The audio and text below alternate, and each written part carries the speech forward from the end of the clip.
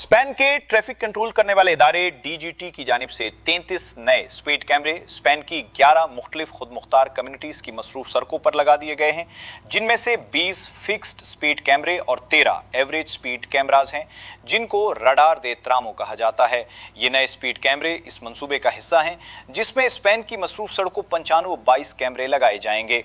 ताज़ा आदाद-ओ-शुमार के मुताबिक अब तक 122 में से 106 कैमरों को फाल कर दिया गया है और इस मंसूबे को 2026 के आखिर तक मुकम्मल कर दिया जाएगा।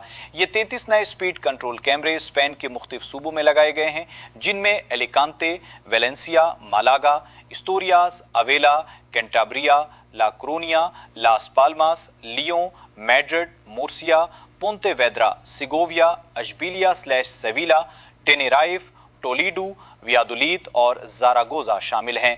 नए कैमरे एलिकांते में A31 और A7 पर, अवेला में N403, मैड्रिड में M501, मालागा में A355 और वेलेंसिया में CV3 सफ़र पर लगाए गए हैं, जबकि M601, M100, M232 और TF1 पर फिक्स्ड कैमरे लगाए गए हैं। डीजीटी का कहना है कि इन नई लोकेशंस पर साइन बोर्ड्स लगा दिए गए हैं।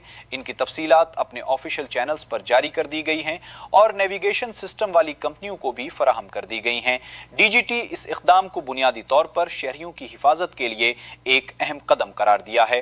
रिपोर्ट के मुताबिक 24% जानलेवा हादसात में गैर मुनासिब रफ्तार एक बड़ी वजह रही है और 2024 में तेज़ रफ्तारी की वजह से 307 जानलेवा हादसात पेश आए।